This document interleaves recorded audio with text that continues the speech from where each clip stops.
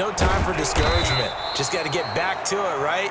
Put your shoulder against the boulder and start pushing and try and get back to where you were to start the half. That one unable to develop, never got going. A loss of a couple, and it's second down. No. He's coming. We got double up. From the gun, Watson. Pressure comes. He's taken down by the Seahawk defense. Going to need something special here on 3rd and long. After that sack, what does Watson have in his arsenal? It's now 3rd. Operating from the gun, Watson. And Cooks has it over the middle.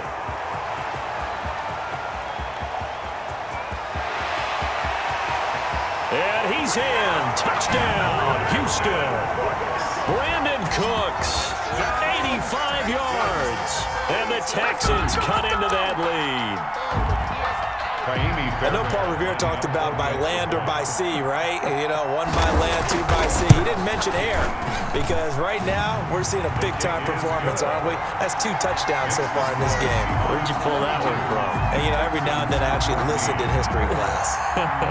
And you're just a scholar all the way around. You're reading all the time. I like that you fit that into the broadcast. You know, I just grab a nugget when I can. And no return on this one as the fair catch is signaled for and taken. The Seahawks take over 1st and 10 at their own 25-yard line. Coming to the line here to begin their next drive, the Seahawks offense. Pretty important 3rd quarter drive for them. Momentum has sort of shifted the other direction after that last touchdown as they nurse this small lead. And they get him down, but not before he takes it across the 40-yard line. It's a gain of Successful start to the drive, 17 yards, and moves the sticks. One play has him up past the 40 already, and another 1st and 10. To throw is Wilson. And he'll lay out and pull it in. What a diving catch there. 16 more on that one and another 1st down. Back-to-back good plays have him on the move on 1st down. Wilson. And he finds his man, the tight end Olsen. Wilson's pass. And he works it past the 30, almost to the 25. 16 yards there. 2 straight plays of 16 yards and another 1st down. Sliding out of the pocket. And he just gets rid of it. Throws it away. A wise move there. Looked like nobody open. Now 2nd down. This will probably be the last play of the quarter. Again on 2nd and 10. It's Wilson. That is caught inside the 5. And he's out of bounds, but not before a big pickup that time on what's going to wind up being the final play of the 3rd quarter. Texans 14. So 1st and goal, 6 points here would go a long way toward wrapping this one up. They'll try to run with Carson. And he's across the chalk into the end zone. Touchdown, Seahawks. Taking it in from 2 yards out. And the Seahawks find a way to stretch their lead. So now a 2-point conversion attempt coming for Wilson and the Seahawks. And he's got it. So the 2-point conversion is good, and they add on to their 4th quarter lead. Texans 14. Jason Myers to kick off. And after the touchdown, here's Myers to boot it away. Takes this about 5 yards deep.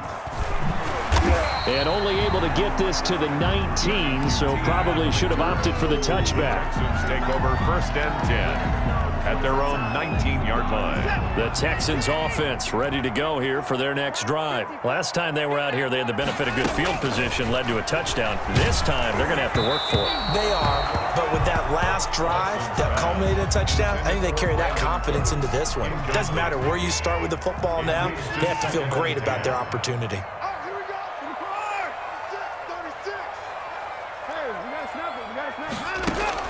Back to the air, Watson on 2nd down. And his pass is intercepted for the 4th time today.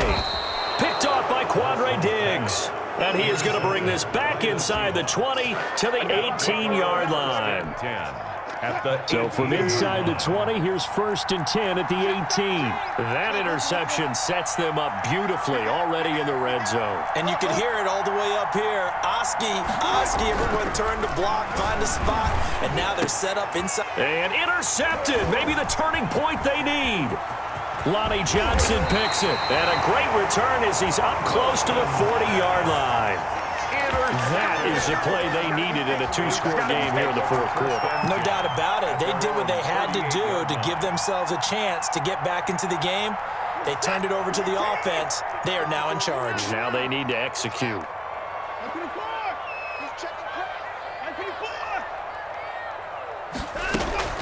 After the interception, here's Watson. He's letting it fly for Cooks. And now here is another interception. Picked off by the linebacker, Bobby Wagner. And a great return as he takes us up just shy of the 45. I think you and I were a little surprised back earlier in the game when he threw his 2nd interception. I mean, who would have thought a quarterback of his caliber picked now 5 times? It's beyond stunning to me because we're used to that with maybe a quarterback with less experience or less talent.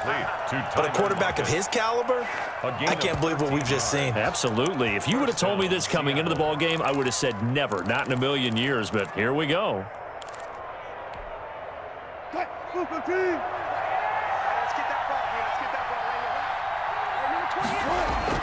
Now Wilson on 1st down. He'll find Metcalf.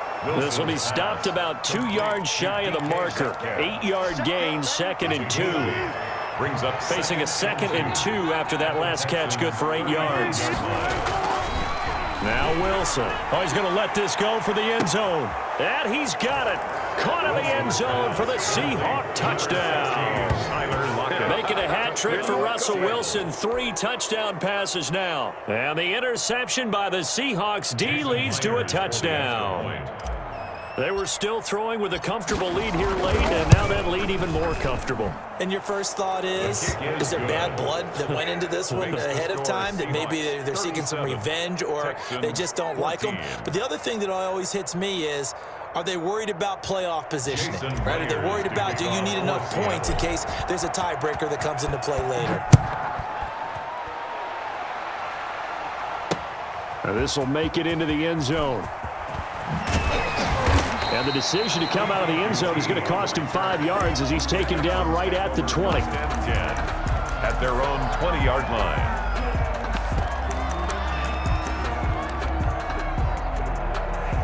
Houston's offense already at the line, set to get going. And they've sort of lost their way, partner. How do they recalibrate and get this proverbial train back on track?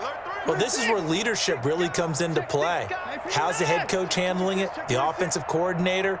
Sometimes they just make a joke. All right, guys, you had your fun? All right. Throw it out the window. Yeah, let's get back on track here. And sometimes that'll work just fine. He's got a man, complete.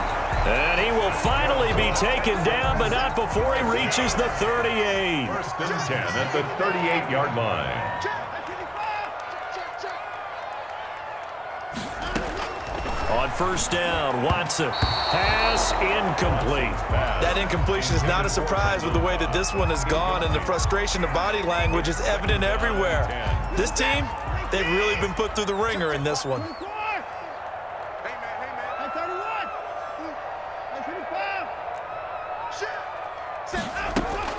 Throwing again on 2nd and 10, Watson. He'll fire one end zone for Cooks. And it's intercepted at the goal line. Picked off by Jamal Adams. And a big turnover there as his guys will get the football back. Well, to be frank, CD, this is getting tough to watch. I mean, you feel for him, but 6 interceptions, that's at a whole new level. It's not a good level. It makes it tougher and tougher to come up with ways to try and support him.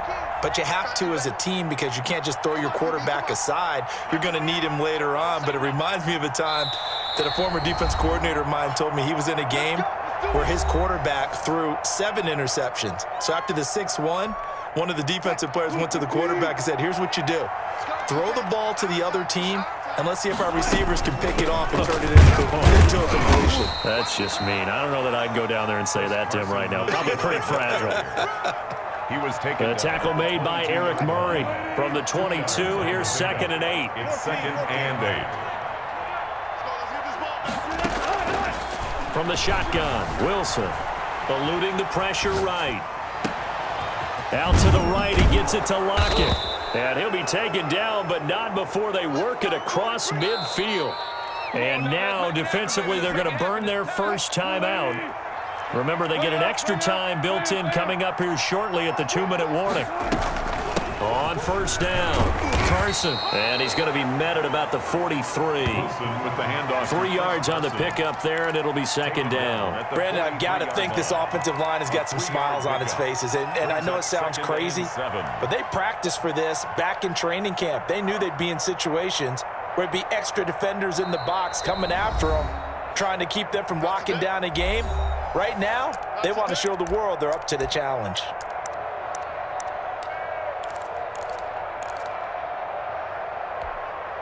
So it's Seahawk football as we march toward a conclusion. And no doubt what they're looking to do is just salt away the final couple of minutes and escape with a win. And he works it past the 30, almost to the 25. It's a pickup of 17 and a first down. This defense, Charles, they have unraveled here in the fourth. In a sense, it's like they're being pressed like in a basketball game, and they just can't get the ball over half court. I mean, no matter what they do, they can't get off the field. They can't slow them down. They're just going up and down the field against them. Yeah, unraveling would be a perfect word for them. They'll run on first down. It's Carson, and he'll be tackled at the 23 after a gain of 3. Now the Texans will use one of their 2 remaining timeouts, as they'll get it with just under 90 seconds remaining. On second down, it's Carson. And he is met quickly in the backfield. Down he goes, folded like a lawn chair. An interesting and intriguing decision there defensively because they kept extra DBs on the field despite seeing the multiple tight end look that came out for the offense. I thought they were going to switch out of it. I didn't know if they felt they didn't have time or what the case was. Well, in any event, the extra speed allowed for great penetration as they stuffed that one behind the line of scrimmage. Call it a gain of 3, and it'll bring up fourth down. Wilson in the offense not coming off the field. They're going for it on fourth. Hey, number 28, Mike, he's coming, check in. They'll try and throw for it with Wilson. And this is incomplete. The Seahawks go for it but can't convert. And this Texans defense stands tall. So they were really trying to put the nail in the coffin there already with this lead here in the fourth, but they didn't get it. Guaranteed. It's not going to be a fun handshake in the postgame, right? You just know that there's going to be some bad blood there. And I know if we go to the postgame press conferences, the winning coach, you know what he's going to say, why he did it? We need the points, okay? Because you never know at the end of the year if points are going to come into the tiebreaker if we're trying to get into the playoffs. That's always the standard justification. 3-yard line. And he finds a man with a crossing route. And he'll have it past midfield almost to the 40 before being taken down. 25 yards that time. And the Seahawk defense gets to him, and they bring him down. Jamal Adams on the safety blitz, too fast to handle. 47-yard line.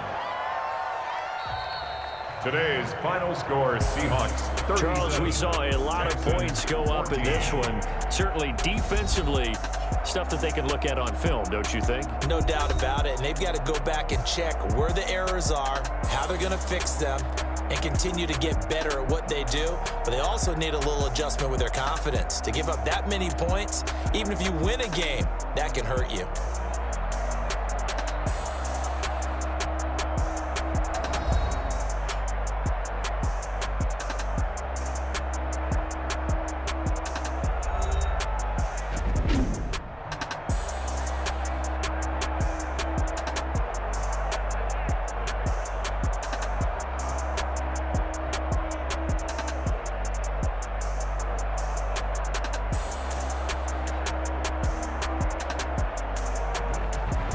So that'll do it for us. For Charles Davis and all our crew, I'm Brandon Gaudin. You've been watching the NFL on EA Sports.